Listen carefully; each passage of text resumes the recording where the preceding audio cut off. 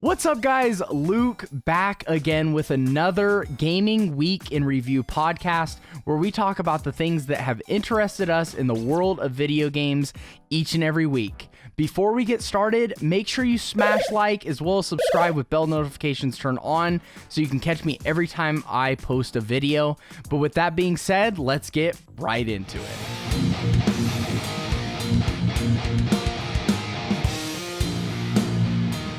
So the first thing I want to talk about is kind of a subtle little interview that took place with SIE CEO, which is Sony Interactive Entertainment CEO Jim Ryan, the guy that you probably remember from the PlayStation 5 Future of Gaming showcase that spoke at the end.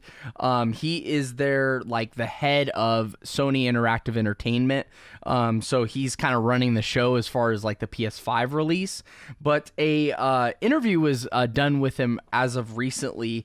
And he basically was talking about the PS4 basically being supported into 2022, which I think is kind of it's good news because I mean we've seen a huge spike in people gaming. Obviously with COVID-19, it's been a year where there's a lot of shutting in, staying out of public and not going out and doing stuff. So when you're shutting in, you can only watch so many movies. You can only do so much on your phone. Sometimes you gotta sit down and play a video game. So there was obviously console sales were through the roof. We saw record highs as far as console sales and people playing games, especially during that main COVID lockdown where the entire nation said, okay, we're shutting down. Now a lot of states, aside from coastal states, have been opening up. So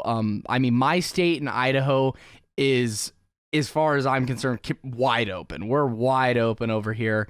No one's shut down. We haven't been for months, in my opinion. Yeah, when we go into Costco, we got to throw on the mask. But other than that, it's pretty wide open. There's not a whole lot of shutting down. But in other parts of the country, they still are shut down. They still are being told that they need to stay in their homes.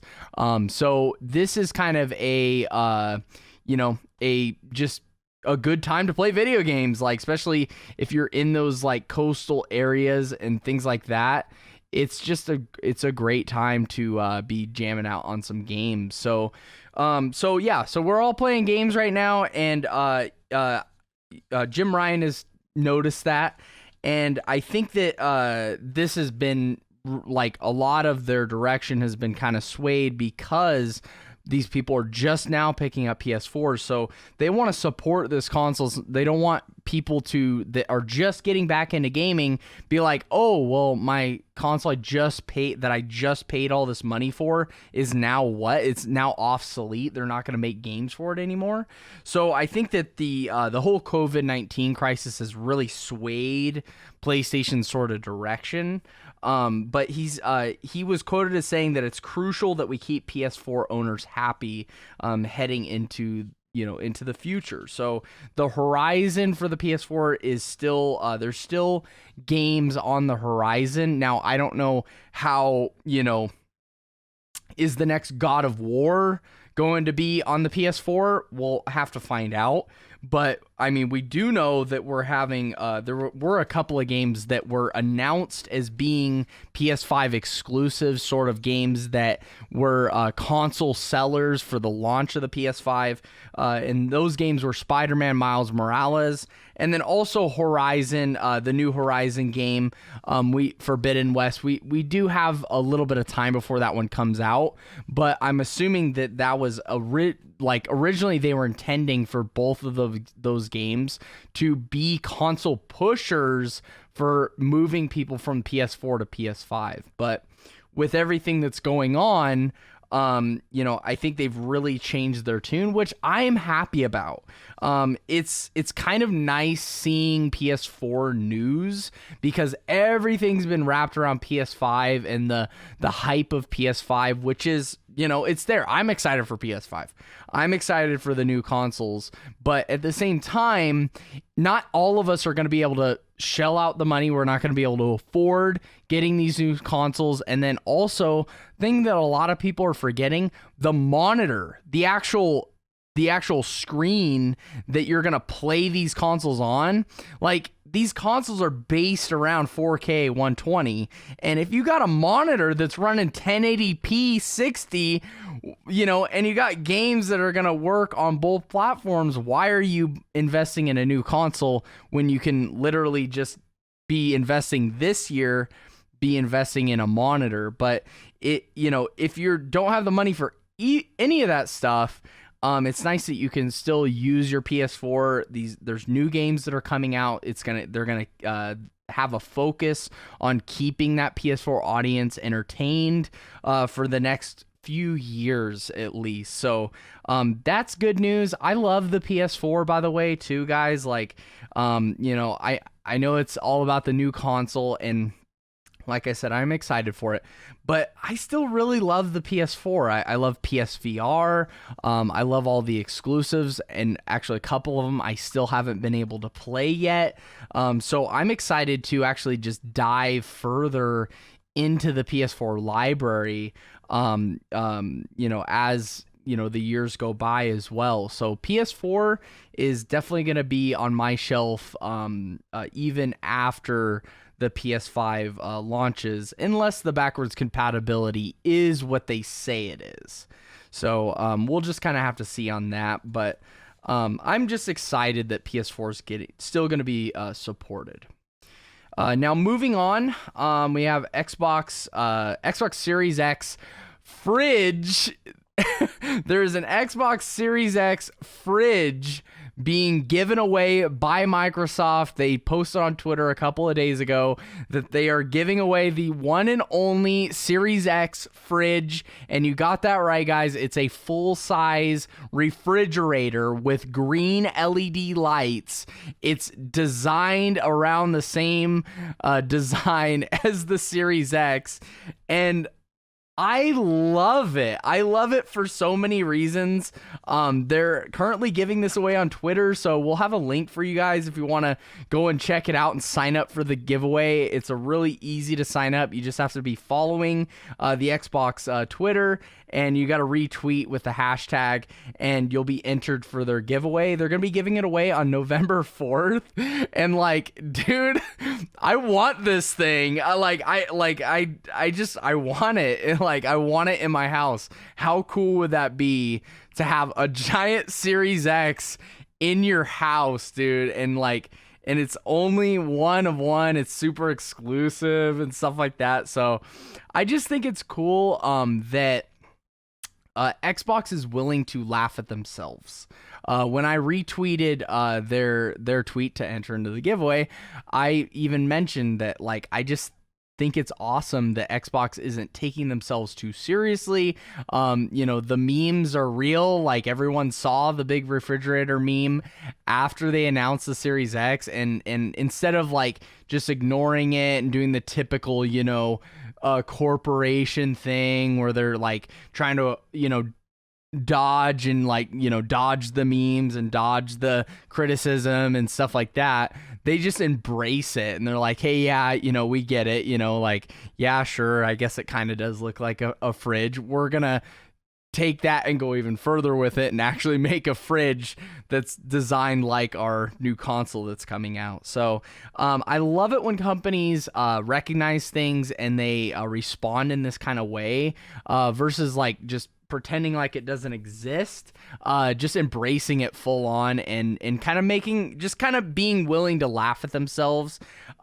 We all know now that actually the Series X isn't a giant console by any means. It's actually much smaller than the PS5 is going to be. But back then we all thought, this thing was going to be monstrous. It was like a computer tower from, the videos and stuff that we saw.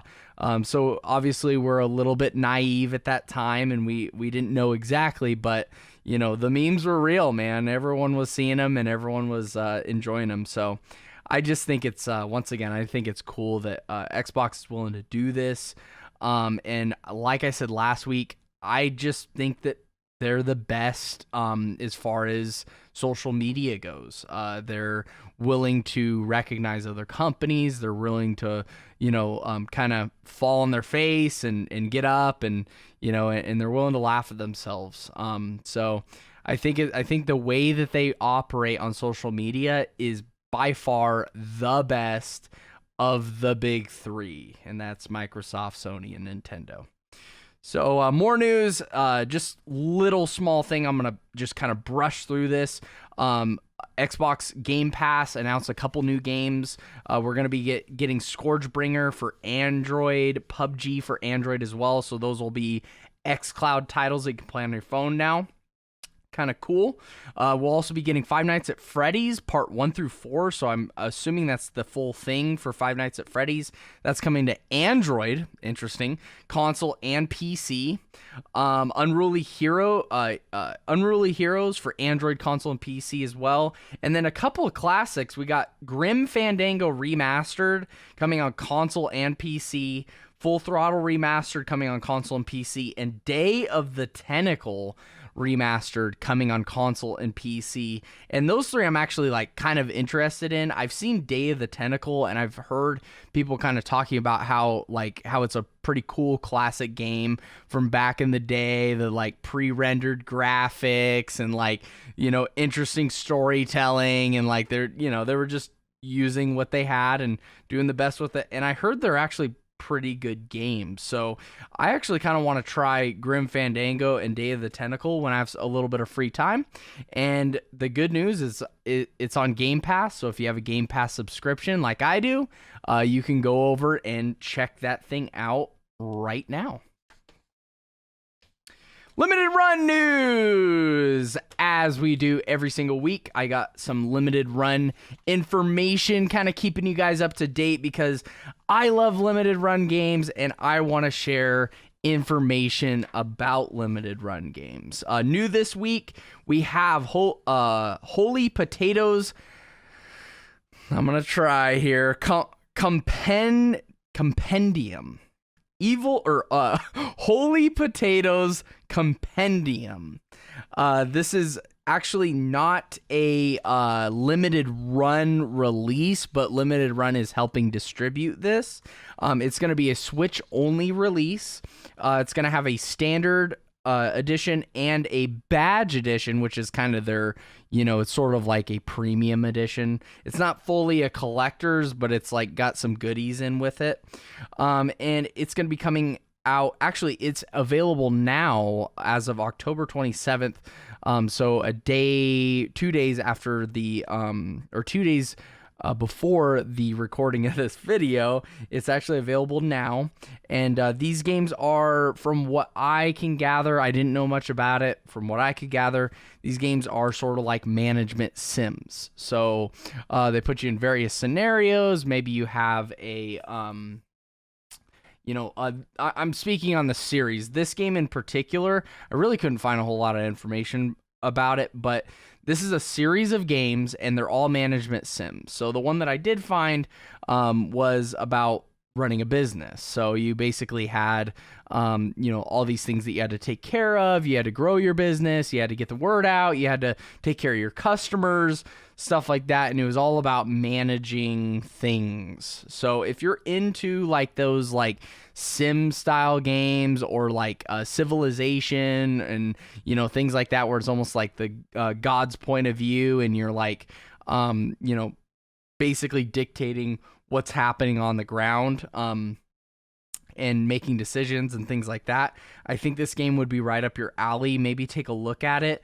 Also, this one will be a limited release, so just a heads up.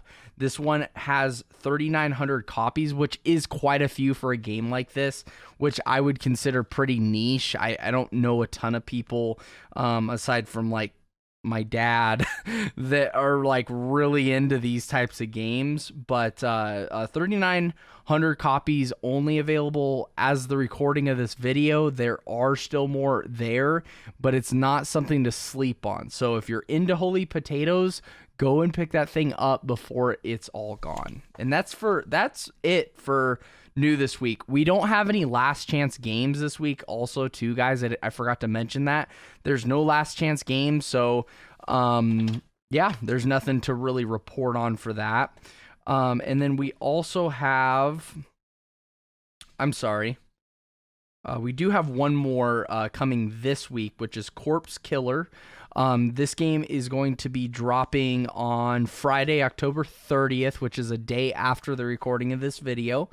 It's going to be a Switch-only release. It'll have a standard and a collector's edition. And this week, I forgot to list the things that come with the collectors, so I do apologize for that. But we will have a picture on the screen, so you guys can kind of eyeball that. And maybe even we can kind of fill up the screen for a brief little bit, so you guys can get a good look at what's in the collector's edition. It's going to be a 4-week pre-order, which is great. So it's not one of those, like the previous one where it's a certain amount of units available.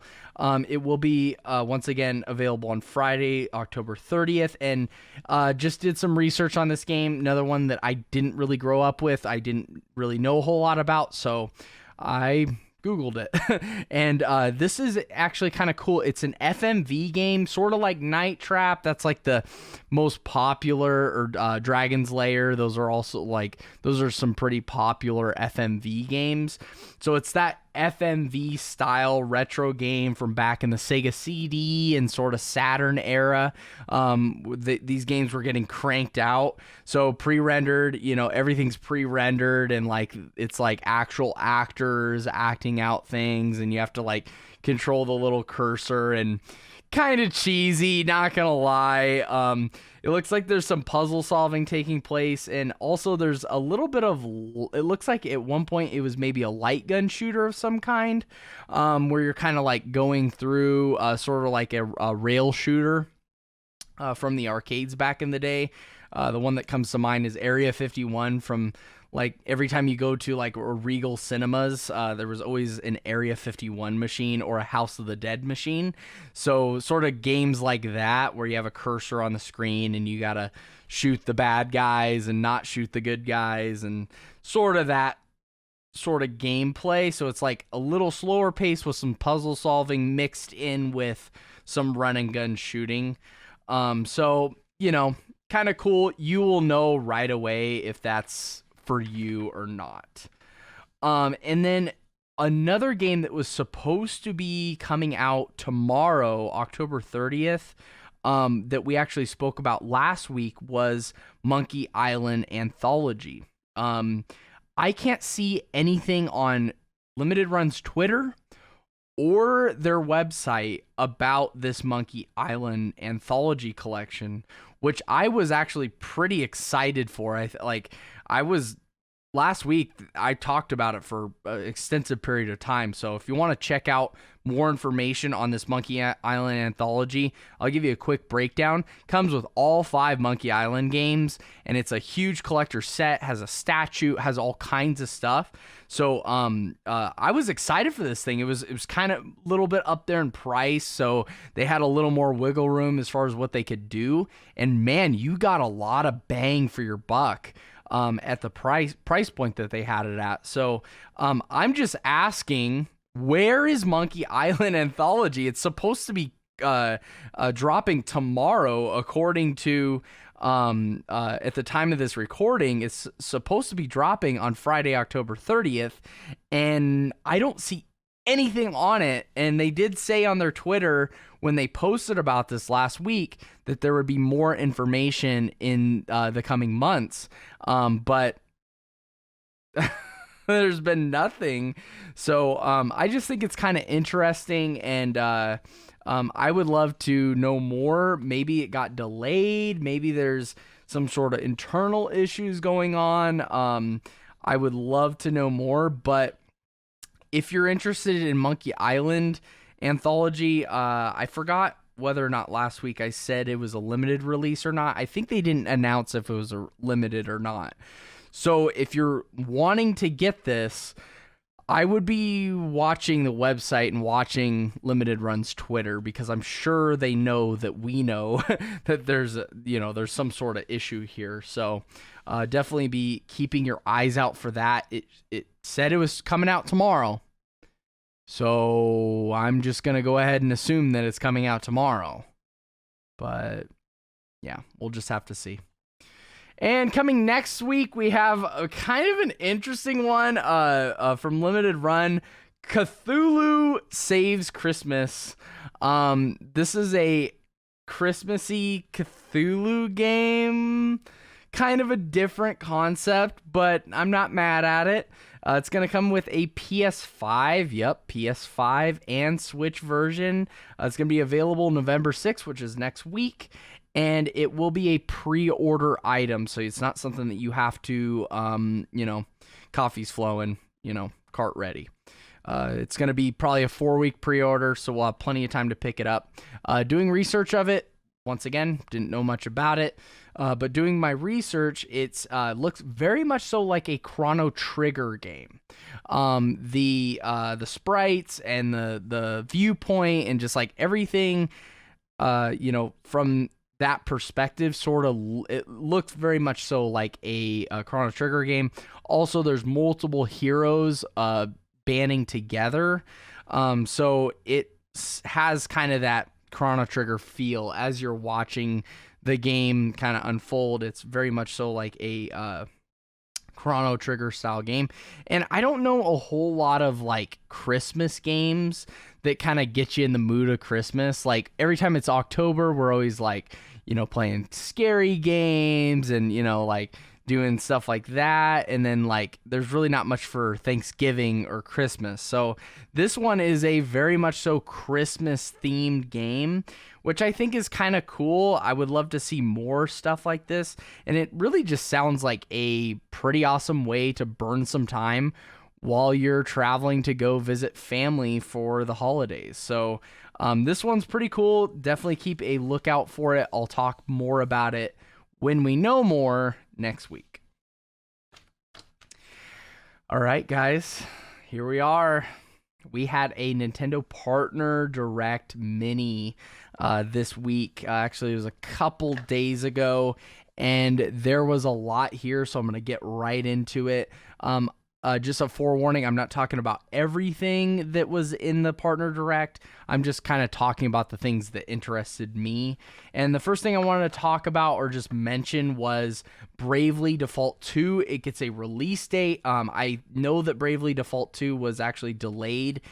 So it's going to be coming out February 26th of 2021. So that's really awesome for you Bravely Default fans. Not going to lie, I'm not one of you, but I know you guys are out there, and just kind of watching the gameplay and the trailer and stuff, it just kind of solidified for me. It's just not my cup of tea, but I know you guys are down for that. I know a lot of people love the Bravely Default game, the first one, so it's something to be excited for you guys that are hyped about Bravely Default. So release February 26th, 2021. This next game is actually the first time I had ever seen or heard about it. It's a Ubisoft game. It's called Immortals Phoenix Rising. It's going to be coming out December 3rd, 2020, and it looks like a pretty fun open world game. As you know, I'm not a big open world game fan, but I can appreciate good story. And if a open world game brings me that good story aspect, I can kind of deal with the fetch quests and the side quests and the long travel distances and the things that come with open world. And this one seems like it's kind of bringing that to the table.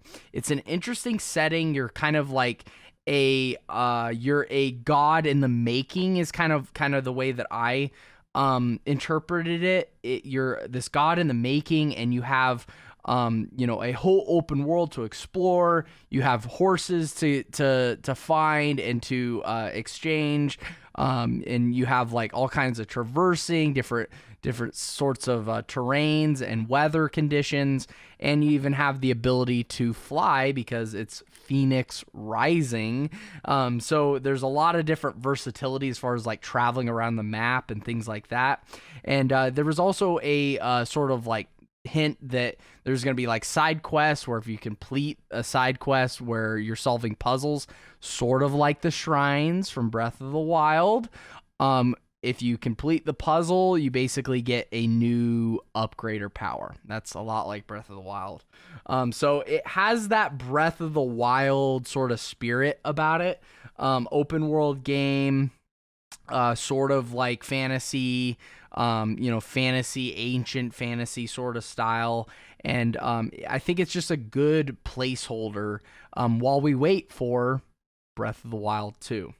So that one hit me by surprise, and I wanted to share about it. I think it looks really good, but let me know in the comments what you guys think. And then the next two is kind of a bundle because I want to talk about them both at the same time. We're going to be getting Hitman 3 and Control. These are two top-notch. Hitman 3 is going to be a VR. It's going to have a VR mode, and it's going to be considered a next-generation game. And Control, which is like the new Crisis in a lot of cases. It's like it used to be, can it run Crisis? Now it's can it run Control? So these are both like graphically intense games that the Switch has no chance of running, like absolutely no chance of running. But they've done something sort of creative here. They've made them cloud-based games. So these games you can play, but you have to have an internet connection. So you connect to, I'm assuming, Nintendo Online. I might pick this up just to try it out. Or actually, I think No Friendo has a video. So if he has a video, we'll put that in the cards above. But yeah, Hitman and Control are both going to be cloud-based games, so you'll have to connect to the internet and have some sort of internet connection constantly while you're playing it. And this isn't the first time that this has actually been done. The first one that I can recall was Resident Evil 7. That was another game that it's like there's no way that thing's getting onto the Nintendo Switch. But this is kind of a creative way that Nintendo can sort of get around the whole power struggle thing and still keep their consoles affordable. Because, a tablet that could run games like Hitman and Control are going to be, if that's even possible, I don't know. If that's possible, are going to be very expensive. So this is a neat way that they can keep their prices low and sort of navigate this unknown territory that we're going into with the Switch already being a much less powerful console than the other two competitors. And now going into another generation, it's going to be even less of even being able to be ported, like games being able to be ported to it. So this is a nice little kind of first step for them to still be able to get those games and be able to enjoy them in handheld mode. But it just begs the question, why in the heck haven't they done a partnership with Microsoft and just xCloud? xCloud on Switch. I'm calling it right now. xCloud on Switch. Let's make it happen. Please, guys. Let's make it happen.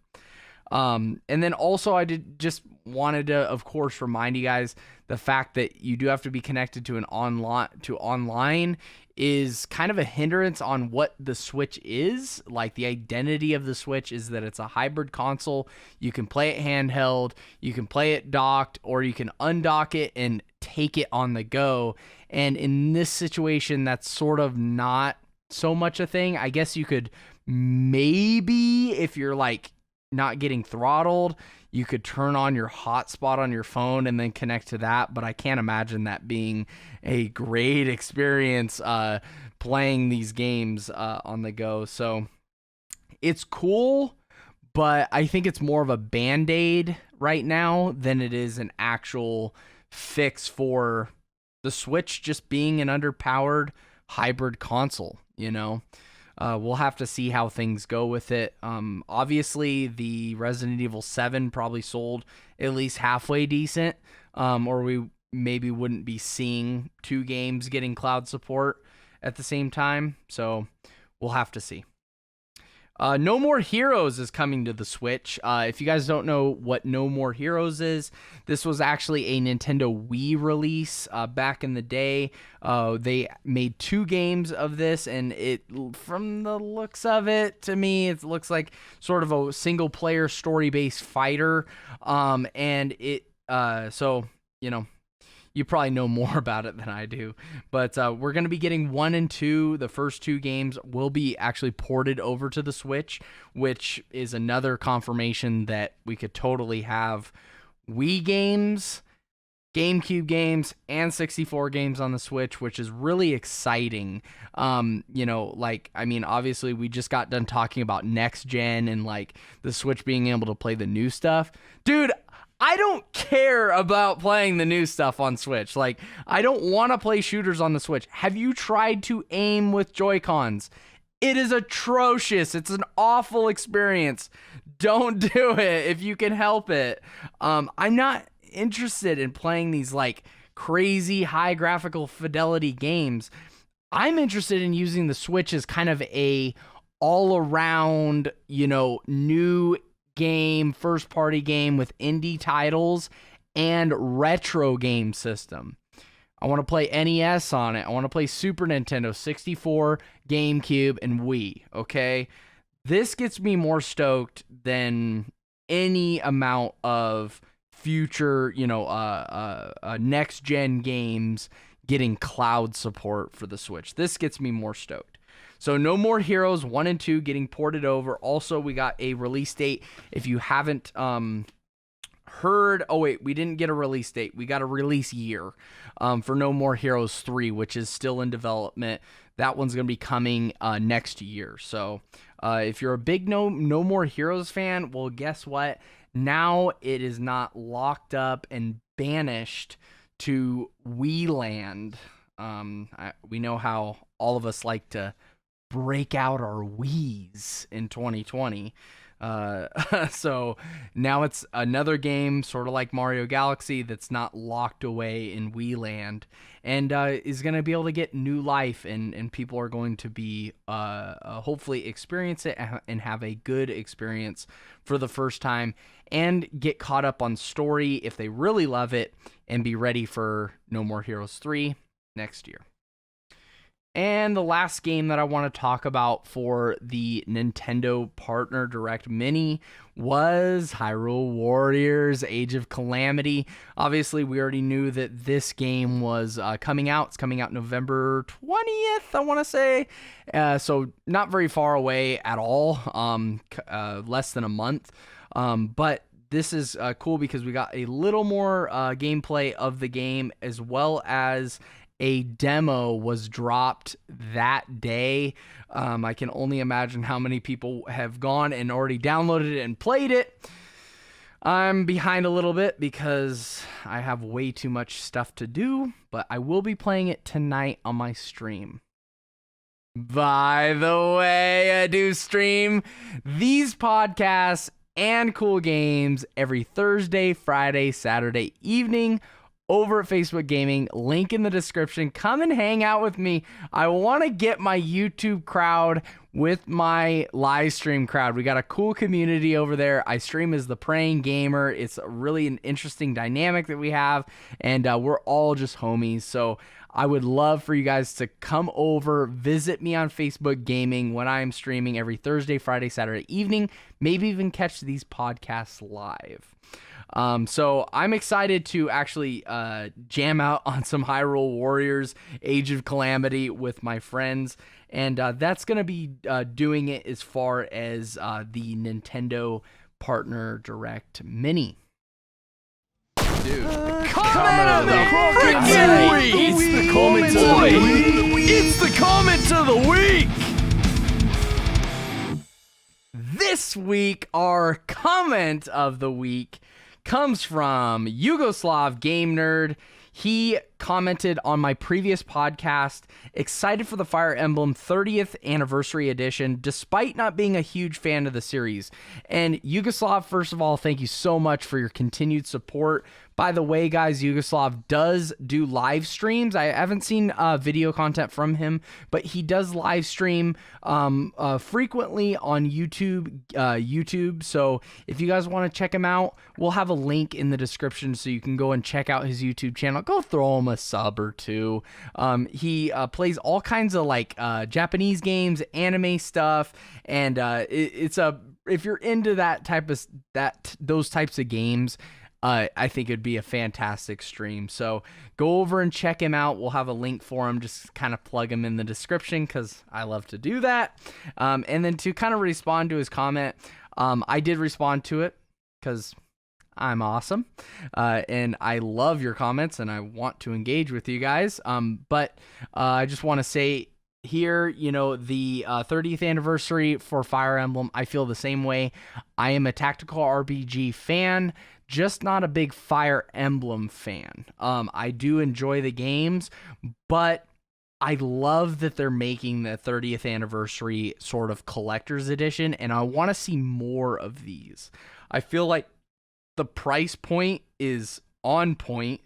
It's very affordable, and it's low cost of entry to sort of support this and be like, yes, Nintendo, I want to see more clear NES carts, I want to see more art books. I want to see more little knick-knack goodies, with these little games that are getting ported over to the Switch. Like, make it a physical release. We want physical items.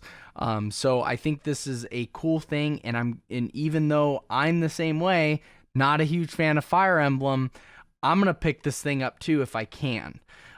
It's very limited from what I have been able to see. I've actually talked to, give you guys a little insider information, I've actually talked to the distributors that distribute Nintendo games and systems to me, and they basically said they haven't heard anything. So it may be a retail-only release. So we all might be in the same boat in this one. We may just need to hunt them down at Best Buy, Target, GameStop, stuff like that. And I would imagine that they're not going to be just kind of a one-and-done thing. I would imagine that they would, do quite a few releases, really kind of put them out there in the market, and then when they stop selling, then they would stop production of them. So at least a couple of weeks, maybe a month or so, they'll be cranking these out, and hopefully these stores will be stocked for the holidays, and it'll be a neat little gift that you can get for a friend or a loved one for Christmas. I think it'd be an awesome Christmas gift for someone that maybe grew up on this game.